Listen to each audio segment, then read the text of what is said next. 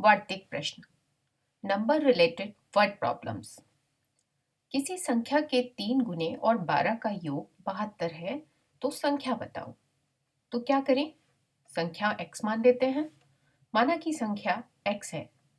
अब इस संख्या के 3 गुने, 3 गुना मतलब संख्या का 3 गुना, x गुणा 3 और 12 का योग, और 12 का योग कितना दे रखा है? 72। हमें संख्या निकालना है, बना ली हमने समीकरण, बस अब इसको हल करना है।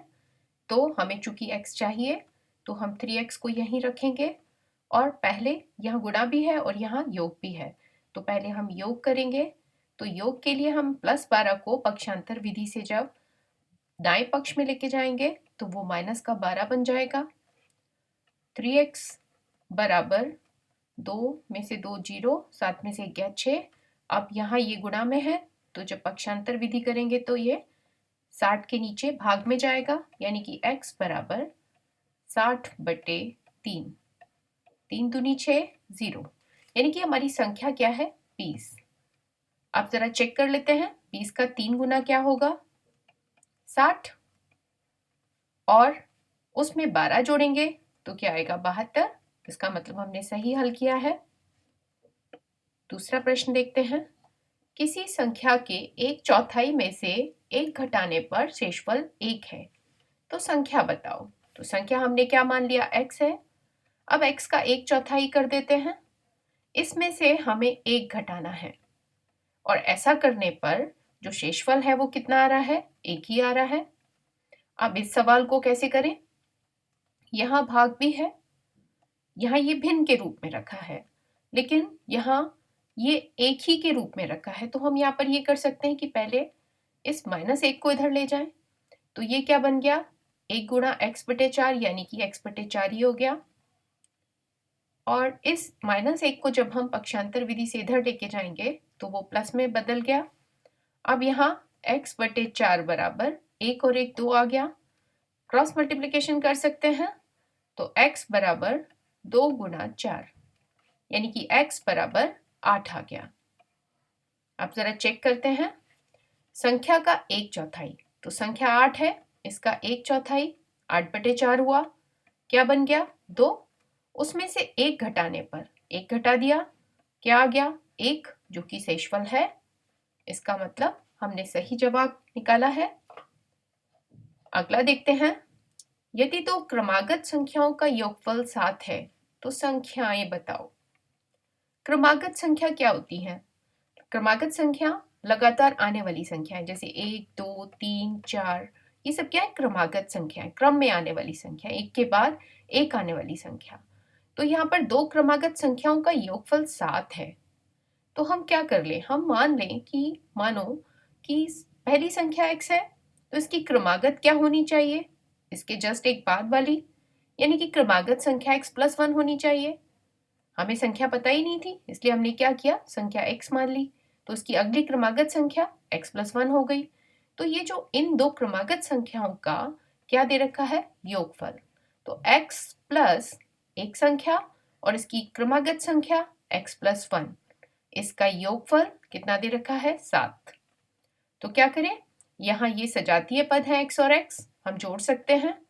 2x बन गया प्लस 1 बराबर 7। अब पहले क्या करें? पहले इस 1 को इधर ले जाते हैं, तो 2x बराबर 7 प्लस 1 इधर जाके माइनस का हो गया, 2x बराबर 6। अब हम क्या कर सकते हैं? क्रॉस मल्टीप्लिकेशन, यानी कि x बराबर 6/2, 2 तिया 6। तो x का मान कितना आ गया? 3, यानी कि पहली संख्या 3 है, तो अगली क्रमागत संख्या क्या होगी? 3 + 1, यानी कि 4। अब जरा चेक करते हैं। 3 और 4 का योगफल हम जानते हैं 7 ही होता है। अगला वार्तिक प्रश्न करते हैं। दो क्रमागत सम संख्याओं का योगफल 10 है। यहाँ पर सम पे ध्यान देना है। वहां क्या था? क्रमागत संख्याएं थी, तो हम कोई भी संख्या ले सकते थे, लेकिन यहाँ हमें सम संख्या ही लेनी है। तो इसको किस तरह से लेंगे? हम जानते हैं कोई भी सम संख्या वो संख्या होती है जो 2 से विभाजित हो जाती है। तो जब भी हमें सम संख्या को मानना होता है तो हम उसको 2x करके मानते हैं। तो अब यहाँ कोई भी x का मान कुछ भी हो, 1 होगा तो वो 2 सम हो गई। अगर x का मान 2 होगा तो 2 दूनी 4 वो भी सम हुई। x हमने 3 लिया तो 3 दूनी 6 वो भी सम हो गई। लेकिन यदि हम सिर्फ x लेंगे तो उसमें सभी संख्याएं आ जाती हैं। तो जब भी हमें सम मानना होगा हम संख्या को 2x लेकर मानेंगे। अब कहा गया है दो क्रमागत, तो यहाँ भी ध्यान रखना है। हम जानते हैं क्रमागत का मतलब एक के बाद एक आने वाली है। तो यदि संख्या 1 2 3 4 5 ये सब क्या है, क्रमागत संख्याएं हैं। लेकिन यहाँ सवाल में पूछा गया है दो क्रमागत सम संख्याएं। तो सम संख्याओं में क्रमागत का क्रम क्या होता है, ध्यान से देखते हैं। अगर पहली सम संख्या 2 है यहाँ पर, तो अगली सम संख्या 4 है। यानी कि क्रमागत सम संख्या के लिए हम जस्ट एक बाद वाली नहीं लेंगे, उसके दूसरी संख्या लेंगे। उस संख्या से दो संख्या, मतलब यहाँ पर हम यदि क्रमागत संख्याएं होती तो हम 2x, और हम अगर सम संख्याओं के बारे में नहीं कहा जाता तो हम क्या लेते, x और x+1 लेते। लेकिन चूंकि क्रमागत सम संख्याएं लेनी है तो हम पहली संख्या 2x लेंगे और दूसरी संख्या फिर हमें क्या लेनी होगी, 2x के बाद ये जस्ट 1 2 यानी कि 2 पद के बाद है, यानी कि दूसरी, मतलब इसके दूसरी संख्या यानी कि 2x+2 अगली क्रमागत सम संख्या होगी। तो हमने दोनों क्रमागत सम संख्याओं को मान लिया। अब इनका योगफल कितना है, 10। तो हम अपना समीकरण बनाते हैं, दो क्रमागत सम संख्याओं का योगफल, योग कर दिया, ये कितना है 10। अब बस इसको हल करेंगे। ये दोनों कैसे हैं, सजातीय पद जोड़ लेते हैं, 2x और 2x 4x प्लस 2 बराबर 10, 4x बराबर ये प्लस 2 इधर जाके माइनस का हो गया, 4x बराबर 10 में से 2 गया 8। अब यहाँ पर हम क्रॉस मल्टीप्लिकेशन यूज कर सकते हैं, तो x बराबर 8/4, 4 दूनी 8, x बराबर 2 आ गया। x तो हमने निकाल लिया 2, तो हमारी सम संख्या क्या होनी चाहिए, सम संख्या हमने क्या मानी थी 2x। तो पहली सम संख्या हमारी क्या होगी, 2 गुना 2 यानी कि 4। अब अगले क्रमागत संख्या के लिए हम क्या करेंगे, 2x में 2 जोड़ेंगे, और 2x में 2 जोड़ेंगे तो क्या हो जाएगी, 2 गुना 2 प्लस 2 यानी कि 4 प्लस 2 यानी कि 6। वैसे भी देखो, अगर पहली सम संख्या 4 है तो दूसरी कौन सी है 6, यानी कि जस्ट इसके बाद नहीं आएगी, उसके एक संख्या के बाद आएगी। इसीलिए हमने इसको कैसे माना, 2x और 2x+2 करके माना। आगे देखते हैं, नेहा, आदर्श व रजिया के पास क्रमशः 2y 2y+1 और 3y-2 रुपए हैं। तो रुपए ही किस फॉर्म में दिए हैं, चर के फॉर्म में। हमें हम y पता ही नहीं, कुल मिला के रुपए भी दे दिए कि वो 27 हैं, लेकिन हमें निकालना है कि आदर्श के पास कितने रुपए हैं। अब आदर्श के पास रुपए तो हम तभी निकाल पाएंगे जब हमें y का मान पता हो। तो यहाँ पर y का मान पता करने के लिए हम क्या करें, हम तीनों के जो रुपए हैं, जिस भी रूप में दे रखे हैं, चर के रूप में भी दे रखे हैं या व्यंजक के रूप में दे रखे हैं, तो हम क्या करें, इन तीनों को जोड़ देते हैं। नेहा के पास 2y रुपए हैं, आदर्श के पास 2y+1 रुपए हैं, और रजिया के पास 3y-2 रुपए हैं। तीनों को हमने जोड़ दिया क्योंकि हमें पता है तीनों के पास कुल मिला के 27 रुपए हैं। अब इसको हल करेंगे तो यहाँ सजातीय पद कौन कौन है, ये है और ये है।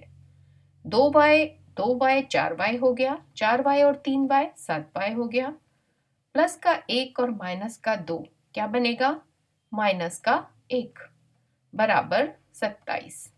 अब 7y बराबर -1 को हम इधर लेके जाएंगे तो वो प्लस का हो जाएगा, 27 + 1 यानी कि 7y बराबर 28।